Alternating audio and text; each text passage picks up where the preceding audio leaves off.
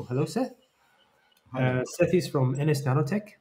So thank you for taking this slot. Wayne will come after Seth, and Seth is going to be telling us about nanowire LEDs. Very unique material for this technology. So nanowire LEDs for microdisplays.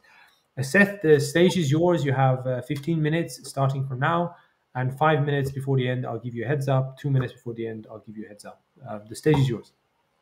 All right. Thanks very much, Kasha. I really appreciate the organizers pulling all this together and getting us all ready for this talk. I'm excited to talk to you guys today about nanowire LEDs for microdisplays and some of the work we've been doing at University of Michigan and NS Nanotech. We start with what's the problem we're solving, right? We don't want to create nanowire LEDs for our health. We want to know that there's a big problem out there that we can solve. And if you go to the AR and VR products in the market, I think without a doubt and almost without argument, everything that's out there is just too bulky to be a really great product. I actually own the MetaQuest 2. It's a lot of fun. My kids have a great time on it. But man, does your head hurt after wearing it for a while. Same thing is true of these Focals by North that I wore around. Probably saw many of you in the audience while I was wearing these. They were my prescription eyeglasses. They were a great little AR product from North, which was acquired by Google. And boy, did your face hurt. Did the bridge of your nose hurt after trying to wear them for 4, let alone 16 hours straight. So what can we do about bulky and unattractive products that are really never going to penetrate the market until we solve this problem? And we really need all-day wearable form factors. So small, light display modules that can be incorporated in something that's extremely close to an eyeglass form factor that we're all comfortable with and wear on our faces on a regular basis.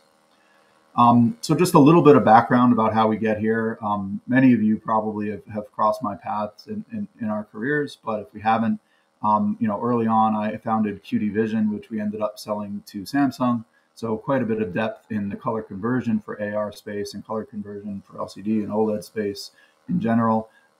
After selling that to Samsung, I joined a small business here in Los Angeles where I'm talking to you from called Luminate.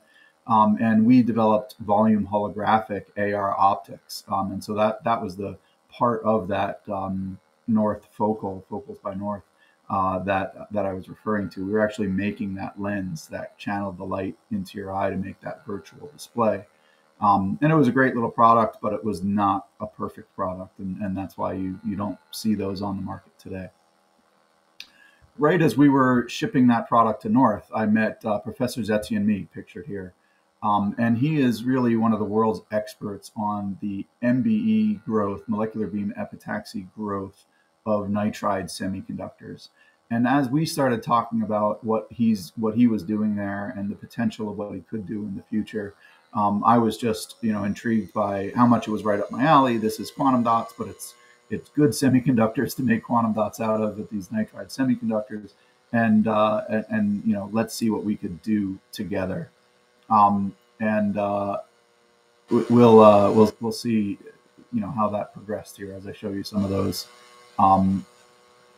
innovations. Sorry, I'm trying to follow the chat here, but it doesn't look like it's for me. What NS Nanotech then became is a company launching these nano LEDs based on these patents that Zetien Mi created while he was a professor at McGill and then subsequently now at University of Michigan. We're really talking about a new way of creating LEDs that's just really tailored right up the alley of what you need to make a great micro LED display, and particularly a micro LED micro display for next generation AR VR. So I'm going to try to give you a quick primer on the material science behind this. Again, these start with these epitaxial innovations, and then show you how those science breakthroughs lead to performance breakthroughs. What it starts with are these pillars, right? So these are not new inventions that we or Professor Mi can claim credit for. MBE has been around for 50 years. My hall at MIT had an ancient MBE machine that the grad students lovingly cared for and tried their best to keep operating. But this is not a new technology. It's been in mass production for a long time. Nitride semiconductors, again, this, InGaN is in every blue and white LED that we buy today. It's really transformed how we perceive light